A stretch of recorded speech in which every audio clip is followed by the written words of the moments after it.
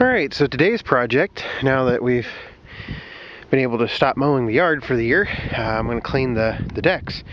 So here's the 7-iron off the X748. I mean, honestly, if you look at it, they're not too bad for a full summer worth of, or a full year worth of mowing. So I mean, and most of this will flick right off with the pressure washer. So I think we get these clean. I'll get the blades pulled off. You can see the blades do have some damage on them from the driveway and stuff, sucking up rocks where the rocks have come off the driveway. So I've actually got a spare set of blades. I'll take these off and put some new ones on there, or put some refreshed ones on there, and go from there. So anyway, that's the project for today. I'll go ahead and get this scraped, and then I'll get it pressure washed. The 4066 is helping. Normally I use the X748 to do this, and the 4066 gets the decks up much higher. Plus, it'll be really handy when it comes to getting the 72-inch deck up in the air. So the X748 has a real hard time with that. So anyway, that's what I'm going to do. I'll come back and show you little bits and pieces of the progress as I go. Then I'll set the decks down, and I'll let them dry out all afternoon. And then this evening I'll put them up on some sawhorses in the shop. Go ahead and go over the belts and everything, grease them up real good for the winter, and then work on getting them strapped to a pallet so I can put them on pallet racking for winter, and I'll get the snow blowers down. So that's what we're gonna do. Alright, still working on this, cleaning up the decks. So just to tell you a little bit, I don't think I've shown this pressure washer. 4.3 gallons a minute at 3,500 psi. It does have an unloader valve on it. I generally will pressure wash these decks anywhere from 1,500 to 2,000 psi. So here is the 72-inch deck for the 1445. Already got it washed off. It's not nearly as shiny as the X series deck. So anyway, you can kind of see, the only thing that really aggravates me about these decks is they have this structure right here that has holes all in it so the grass can get up in there. Evidently this summer, I knew I hit a rock, but I didn't realize how much damage it actually did.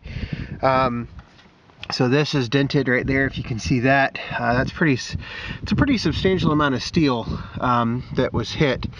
You can also see that there's a chunk taken out of the spindle right there, the mandrel, whatever you want to call it.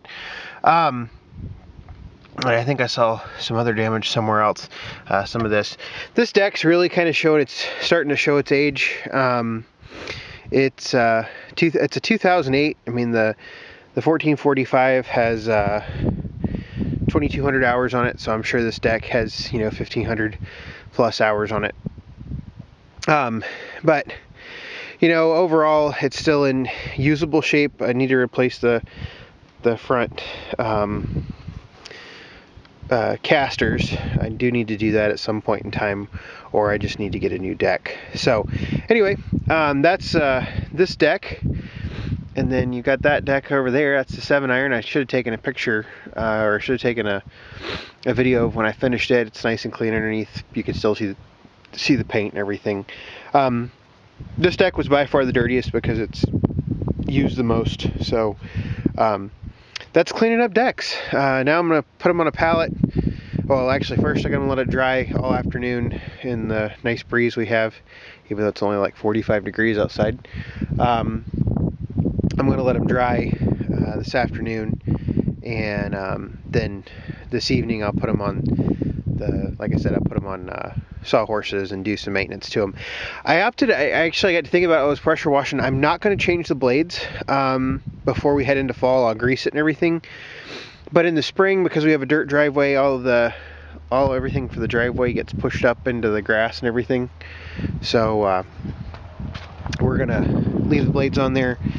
That way, in case in the spring, I'm looking at the deck, in the spring, if there's rocks in the yard, I don't have a fresh set of blades on there. So I'll do a couple mowings with these older blades, and then I'll switch them out after the first couple mowings. So anyway, that's it for the decks. The 4066 was a huge help in this process. So anyway, Alright, so as part of cleaning the decks up and everything, I've done this procedure before. It's in a video back when I first got the 1445. What you're staring at, if you can't see that crack right there, hopefully you can. I turned around the machine around the light. So that bushing right there needs to be replaced, and basically these bushings are the ones that hold these front arms on, or they keep them tight. It's one of the benefits of owning like a commercial mower like this. These bushings, I actually keep 4 or 5 of them around at a time. These bushings are like $6 a piece, and I mean those have lasted almost 200 hours. So I'm gonna go ahead and pull this pin out, get that bushing out, and then replace them, and hopefully a lot of my wobble will be gone. I don't see any concerns over on this side. This side does wobble some. I may replace those, I'm not really sure. But once I've done that, I'll come back and I'll show you the wobble again. I got to get that pin out first. It's a little bit larger and give me a little bit of a pain. So that'll be the next part of the video. Alright, so I got the old one out. That was pretty easy. When I replaced them before, the old ones were pretty much non-existent.